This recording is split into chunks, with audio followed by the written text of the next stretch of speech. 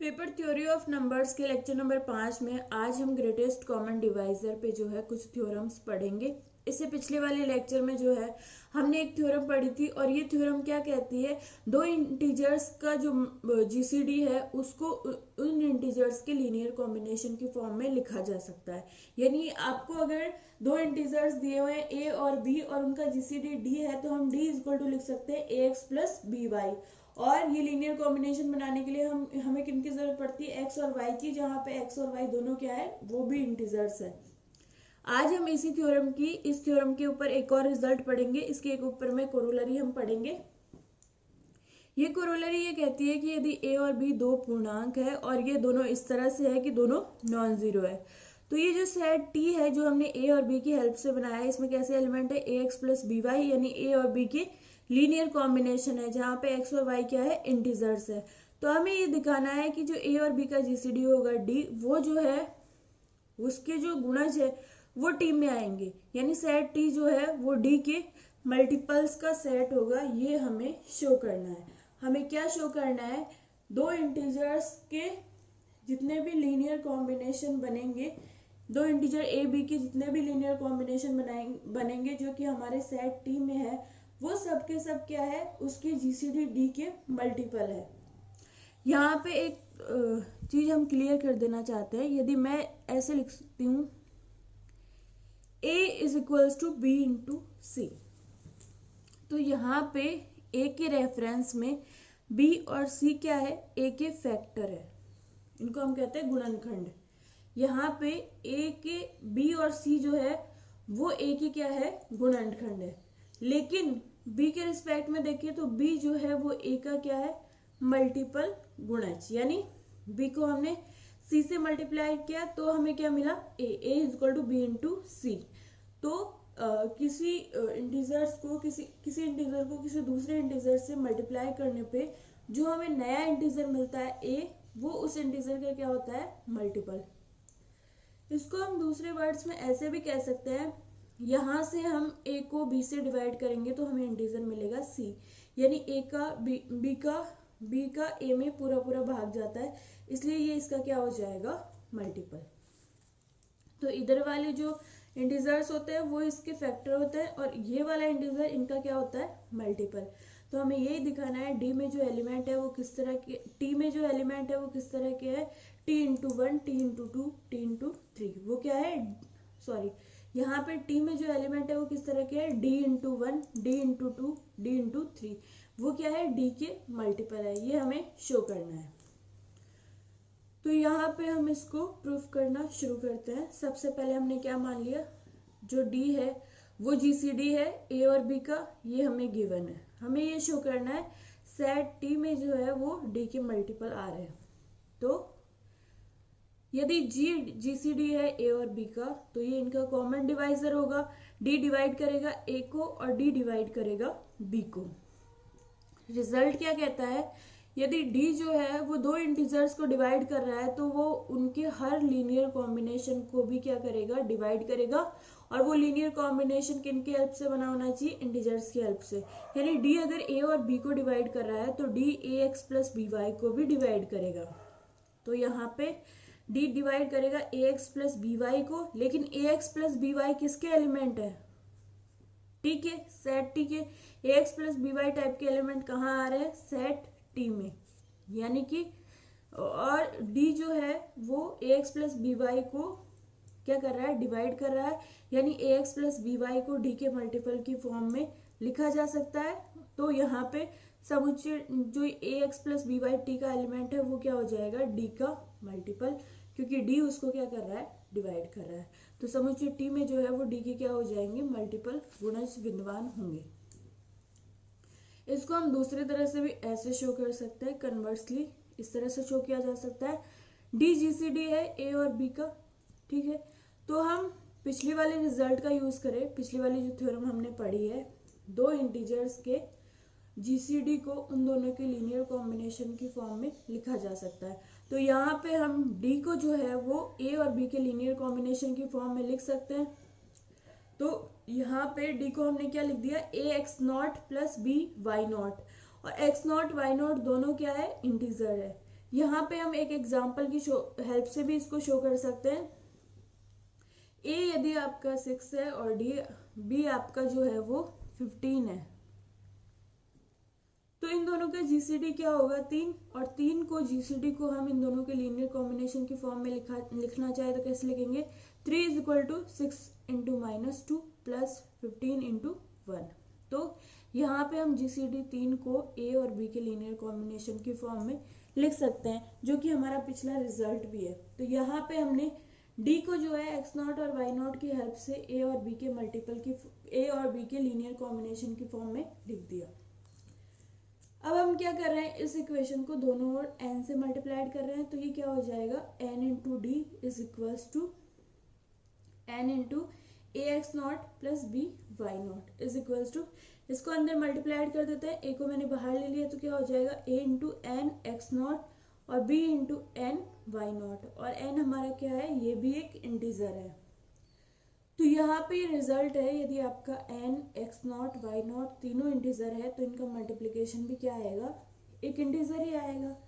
तो ये जो हमारा N D is equal to A into N X not plus B into N Y naught है, इसमें एन एक्स नॉट और एन वाई नॉट ये दोनों क्या है, हमारे इंटीजर है, किसके एलिमेंट है, जेड के। तो इसका मतलब क्या हुआ, एन डी को आप जो है ए और बी के लीनियर कॉम्बिनेशन की फॉर्म में लिख पा रहे हैं।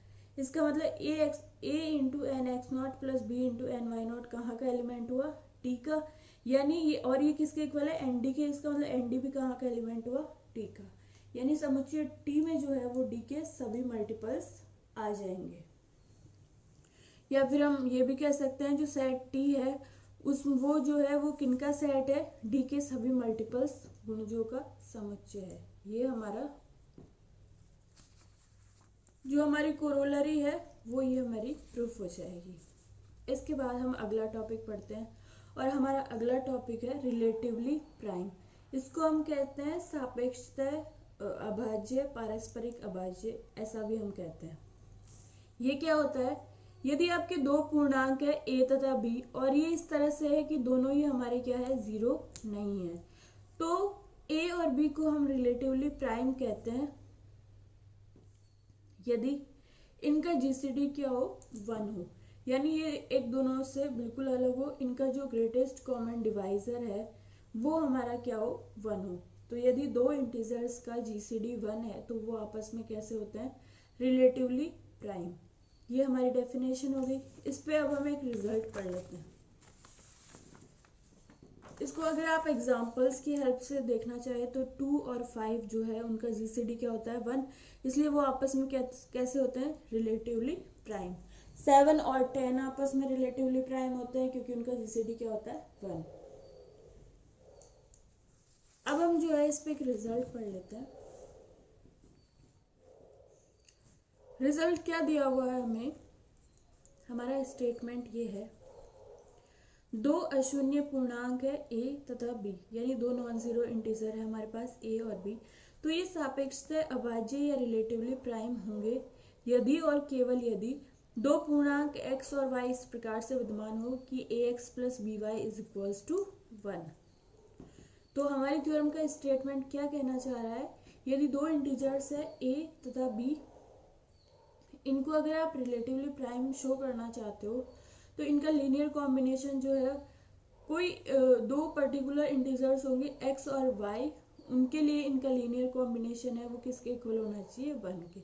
यानी अगर, और ये आपका जो थ्योरम है वो यदि और केवल यदि है, तो हमें दोनों तरफ से प्रूफ करना है। तो यदि a और b जो है आपस में रिलेटिवली प्राइम है तो इनका कोई एक लीनियर कॉम्बिनेशन जो है वो 1 के इक्वल होगा, या फिर दो इंटीजर्स का कोई एक लीनियर कॉम्बिनेशन यदि 1 के इक्वल है तो वो आपस में कैसे होंगे, रिलेटिवली प्राइम। तो इस थ्योरम को जो है हम दोनों तरफ से प्रूफ करके बताएंगे। तो यहाँ पे जो है हमने सबसे पहले सीधा हम चलेंगे, यानी हमने मान लिया ये आपस में रिलेटिवली प्राइम है, और फिर हम शो करेंगे इसका कोई एक लीनियर कॉम्बिनेशन 1 के इक्वल है। इसको हम कहते हैं नेसेसरी कंडीशन, आवश्यक प्रतिबंध। तो यहाँ पर सबसे पहले अपन ने मान लिया, माना पूर्णांक a और b जो है आपस में कैसे है, रिलेटिवली प्राइम। शो क्या करना है कि इसका कोई एक लीनियर कॉम्बिनेशन 1 के इक्वल है, ठीक है। अब हमने जब माना कि ए और बी आपस में रिलेटिवली प्राइम है, तो डेफिनेशन हमारी क्या कहती है, यदि ये रिलेटिवली प्राइम है तो इनका जीसीडी क्या होगा, 1। तो रिलेटिवली प्राइम है तो इनका जीसीडी क्या हो जाएगा, 1। ये एक हमारे पास रिलेशन आ गया। दूसरा रिलेशन ये है कि हमने एक थ्योरम पढ़ी थी, और वो थ्योरम क्या कहती थी कि दो इंटीजर्स के जीसीडी को जो है उन दोनों के लीनियर कॉम्बिनेशन की फॉर्म में लिखा जा सकता है। तो यहाँ पे ये जीसीडी, ये ए और बी दो जो इंटीजर है, इनके लिए एक्स और वाई इस प्रकार से विद्यमान होंगे कि हम इनके जीसीडी को ए एक्स प्लस बी वाई की फॉर्म में लिख सकते हैं। ये हमारा जो है थ्योरम थर्ड वाला रिजल्ट है। तो हमने जब थ्योरम थर्ड वाला रिजल्ट यहाँ पे अप्लाई कर दिया, तो हमारे पास रिजल्ट क्या आएगा, GCD of A comma B is equals to A X plus B Y. यानी इन ए बी के लिए पूर्णांक एक्स और वाई इस प्रकार विद्यमान होंगे कि A X plus B Y is equal to क्या होगा, GCD of A comma B. यहाँ पे ए कॉमा क्या आएगा, बी, क्योंकि हमने क्या माना है, ए और बी आपस में रिलेटिवली प्राइम है, तो जीसीडी ऑफ ए बी क्या हो जाएगा, 1। तो हम इस रिजल्ट को जब अप्लाई करते हैं तो ए एक्स प्लस बी वाई किसके इक्वल आएगा, जीसीडी ऑफ ए बी, और जीसीडी ऑफ ए बी क्या है, 1। तो यहाँ से रिजल्ट क्या आ जाएगा, A X plus B Y is equals to 1। तो ये हमने माना था रिलेटिवली प्राइम है, इसका एक लीनियर कॉम्बिनेशन 1 के इक्वल है, ये हमने शो कर दिया। तो ये हमारी क्या होगी, नेसेसरी कंडीशन। इसके बाद हम थ्योरम का सेकंड वाला पार्ट पढ़ते हैं, और ये सेकंड वाला पार्ट क्या है, सफिशिएंट कंडीशन, और इसको हम कहते हैं प्रतिबंध की पर्याप्तता। इसमें हम क्या करते हैं, उल्टा चलते हैं। ये जो लास्ट वाला स्टेटमेंट है इसको हम सही मान के चलते हैं, और जो शुरू में बात कही हुई है उसको हम सिद्ध करते हैं। तो हम क्या मानेंगे, इसका कोई एक लीनियर कॉम्बिनेशन 1 के इक्वल है, इस चीज को हम मानेंगे, और हम शो क्या करेंगे कि ये आपस में रिलेटिवली प्राइम है, इनका जीसीडी क्या है, 1 है।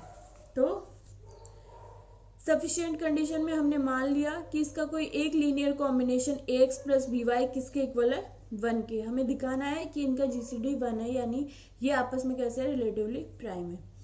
तो हमने मान लिया इनका जीसीडी जो है वो डी है। अभी हमें कुछ भी नहीं दिया हुआ जीसीडी क्या है, तो हमने मान लिया ए बी का जीसीडी क्या है, डी है। तो यदि डी इनका जीसीडी है तो डी इनका कॉमन डिवाइजर भी होगा, यानी डी डिवाइड करेगा ए को और डी डिवाइड करेगा बी को।